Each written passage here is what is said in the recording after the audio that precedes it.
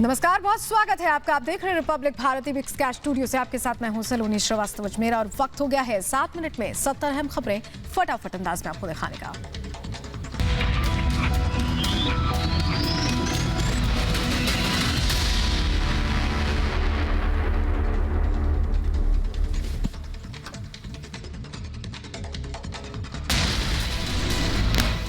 लखीमपुर खीरी हिंसा में 3 बीजेपी कार्यकर्ताओं की मौत। केंद्रीय गृह राज्य मंत्री अजय मिश्रा का बयान। प्रदर्शनकारियों ने 3 बीजेपी कार्यकर्ताओं को उतारा मौत के घाट। ड्राइवर की भी पीट कर हुई हत्या। और उसके बाद उनको गाड़ियों से खींच करके मारा। 3 कार्यकर्ताओं की मृत्यु की पुष्टि हो चुकी है। हमारे ड्राइवर की मृत्यु हो गई है और हमारी एक गाड़ी को जला करके उन्होंने सड़क से नीचे धक्का दिया, उसका भी वीडियो है, और उन्होंने उस गाड़ी को जलाया है।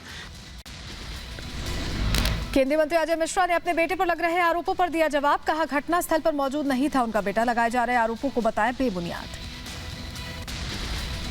अगर वो गाड़ी में होते तो क्या वो जीवित बचे होते? जिस तरह से उन्होंने गाड़ियों को जलाया है, लोगों की हत्या की है। और जहाँ तक मेरे बेटे का प्रश्न है, ये कार्यक्रम वहाँ से 3-4 किलोमीटर की दूरी पर मेरे पैतृक गाँव में हो रहा था। केंद्रीय मंत्री अजय मिश्रा के बेटे ने प्रदर्शनकारियों पर गाड़ी चढ़ाने के आरोपों को किया खारिज। कहा, वो दिन भर अपने पैतृक आवास पर आयोजित दंगल कार्यक्रम में मौजूद थे। कार्यक्रम में शामिल हजारों लोग गवाह हैं। हम सुबह 9 बजे से लेकर के कार्यक्रम के समापन तक बनवीरपुर के प्राथमिक विद्यालय में, जहां पर दंगल का आयोजन होता है, वहीं पर मैं रहा हूं। इसका प्रमाण, सबसे बड़ा प्रमाण ये है कि वहां पर 2500 से 3000 पब्लिक थी। यूपी के लखीमपुर खीरी में 2 किसानों की मौत। प्रदर्शनकारियों ने की तोड़फोड़। प्रदर्शन के दौरान हुई जमकर हिंसा। अब तक कुल 8 लोगों की मौत की खबर। लखीमपुर खीरी हिंसा पर सीएम योगी ने जताया दुख। घटना के दोषियों के खिलाफ होगी सख्त कार्रवाई। एडीजी प्रशांत कुमार ने सीएम योगी को दी हालातों की जानकारी। लखीमपुर में हिंसा के बाद तनाव को देखते हुए प्रशासन ने सुरक्षा के सख्त इंतजाम किए हैं। हालात सामान्य होने तक ज्यादातर नेताओं को लखीमपुर खीरी जाने से रोका जाएगा। लखीमपुर में धारा 144 लागू की गई। लखीमपुर जा रही प्रियंका गांधी को सीतापुर में हिरासत में लिया गया। देर रात लखनऊ से लखीमपुर खीरी के लिए निकली थी प्रियंका गांधी। लखनऊ में निकलने के दौरान पुलिस वालों से बहस हो गई। लखनऊ में बीएसपी नेता सतीश मिश्रा को लखीमपुर खीरी जाने से पुलिस ने रोक दिया है। घर से निकलते वक्त ही पुलिस ने बीएसपी नेता को समझाया। पुलिस को भीड़ बढ़ने से माहौल खराब होने की चिंता है।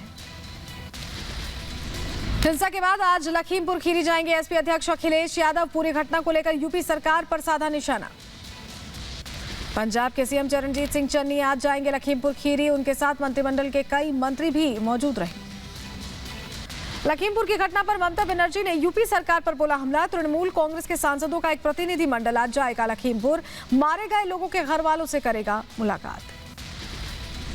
भारतीय किसान यूनियन के नेता राकेश टिकैत ने लखीमपुर की घटना को बताया किसान विरोधी। लखीमपुर पहुंच चुके हैं राकेश टिकैत। लखीमपुर के गुरुद्वारे में बैठक की है। लखीमपुर खीरी हिंसा में बाद हरकत में आए प्रशासन। तनाव को देखते हुए तैनात की गई पीएससी। जिले में इंटरनेट सेवा भी बंद। अगले आदेश तक स्कूल कॉलेज भी बंद।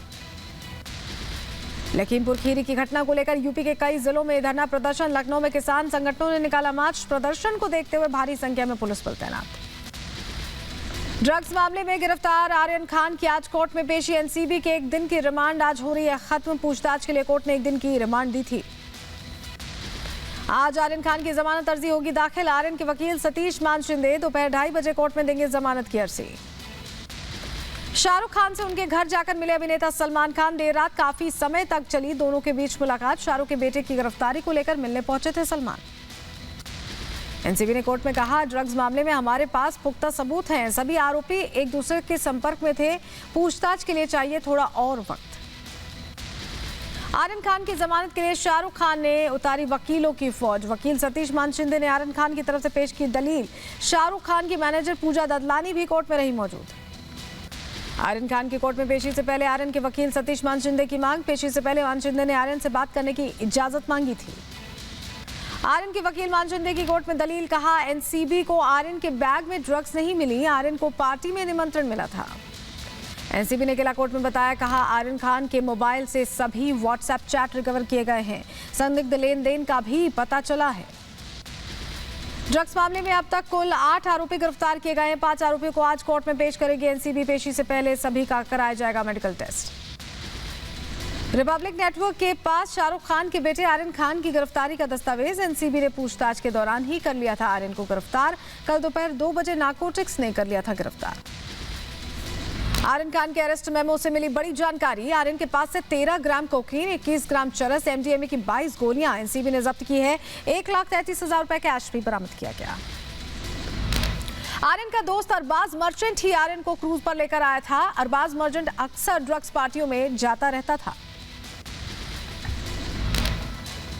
क्रूज ड्रग्स केस में गिरफ्तार आर्यन खान ने रिपब्लिक भारत के तीखे सवालों का जवाब नहीं दिया। सवालों पर साधी चुप्पी। ड्रग्स आर्यन, आपकी ड्रग्स में क्या भूमिका थी? आर्यन ड्रग्स में क्या भूमिका थी? ये आर्यन का काफिला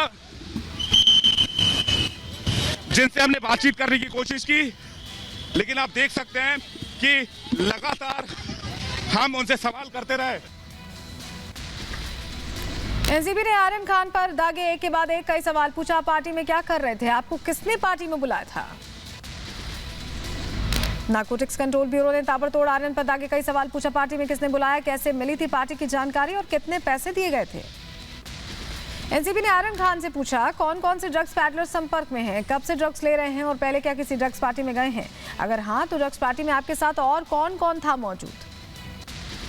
एनसीबी ने शाहरुख खान के बेटे आर्यन का मोबाइल फोन जब्त किया है। मोबाइल को फोरेंसिक जांच के लिए भेजा गया। शाहरुख खान के बेटे के मोबाइल फोन के डिटेल्स की भी जांच हो रही है। क्रूज ड्रग्स केस में आर्यन खान की मुश्किलें बढ़ेंगी। आर्यन ड्रग्स पैडलर से आमने सामने पूछताछ कर सकती है एनसीबी। क्रूज ड्रग्स केस में बड़ा खुलासा, मोजे में छिपा कर लाई गई थी ड्रग्स। एक्टर अरबाज मर्चेंट पर चरस लाने का आरोप। आर्यन और अरबाज को आमने सामने बिठाकर पूछताछ की गई। क्रूज रेव पार्टी में एनसीबी ने भारी मात्रा में ड्रग्स के साथ अलग अलग किस्मों का बरामद किया है। 21 ग्राम चरस, 13 ग्राम कोकीन, 22 एमडीएमए टैबलेट्स, 5 ग्राम एमडी जब्त किया गया। 1,33,000 रुपए कैश भी मिला। क्रूज से जब्त सामान को मुंबई के एनसीबी दफ्तर लाया गया। जब्त सामान की तलाश में जुटी नारकोटिक्स की विभाग की टीम। आर्यन से पूछताछ के बाद एनसीबी ने बाकी के 8 लोगों को भी गिरफ्तार कर लिया है। 8 आरोपियों में 2 महिलाएं और 2 ड्रग्स पैडलर भी शामिल हैं। आरोपियों से पूछताछ कर तार खंगालने में जुटी एनसीबी। रेव पार्टी केस में एनसीबी ने जांच तेज कर दी है। अरबाज मर्चेंट, मुनमुन धमेचा, नूपुर सारिका स्मिथ से एनसीबी ने सवाल जवाब किए हैं।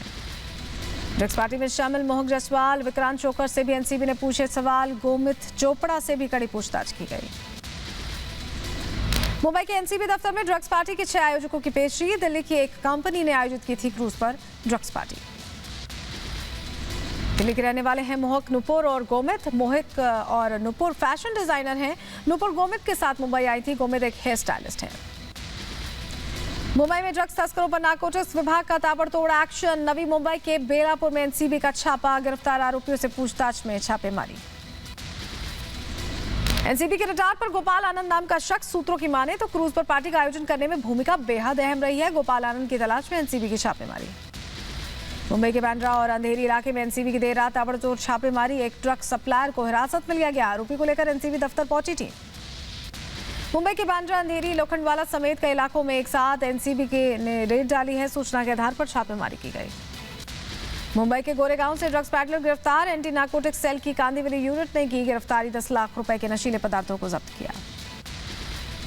काबुल में दाइश के खिलाफ तालिबान का एक्शन। कई ठिकानों का निशाना बनाकर हमला। दाइश के कई लड़ाकों के मारे जाने की भी खबर। बम धमाकों से दिल्ली, अफगानिस्तान की राजधानी काबुल। मस्जिद के बाहर धमाके में 4 लोगों की मौत, कई लोग जख्मी हुए। धमाके बाद गोलीबारी की आवाज भी सुनाई गई।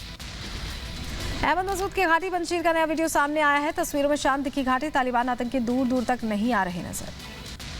तालिबान राज के खिलाफ बगावत जारी है। जर्मनी में कुश्ती चैंपियनशिप में जीत के बाद अफगानिस्तान के एथलीट ने अहमद शाह मसूद को भेंट की अपनी बेल्ट। पंजशीर के सबसे बड़े योद्धा गिने जाते हैं अहमद शाह मसूद। पंजशीर के लिए उनके बेटे अहमद मसूद दे रहे हैं तालिबान को चुनौती। अफगानिस्तान के हेरात में 100 से ज्यादा फैक्ट्रीज का काम ठप हो गया है। आर्थिक चुनौती और कच्चे माल की कमी से बंद हैं फैक्ट्रीज। अभी भी अफगानिस्तान छोड़ने का जारी है सिलसिला। पाकिस्तान और ईरान की सीमा पर दिखी भीड़। काम और खाने की तलाश में हर रोज पतखत बस अड्डे पर जुट रही है सैकड़ों की भीड़। अफगानिस्तान में शरणार्थी परिवारों की मदद। कुटुंज प्रांत में 8 परिवारों को कार से पहुंचाया गया घर। पैसों के साथ कुछ सामग्री भी दी गई। तालिबान ने अफगानिस्तान के बॉर्डर वाले इलाकों में तैनात किए फिदायीन। तालिबान ने आत्मघाती हमलावरों की बटालियन को तैयार किया। काबुल पुलिस मुख्यालय की बड़ी कार्रवाई। आपराधिक मामलों में लिप्त एक ही परिवार के 5 लोगों समेत करीब 80 लोग गिरफ्त में लिए गए हैं। कुछ दिन पहले एक बच्चे के अपहरण और हत्या मामले में कार्रवाई हुई है।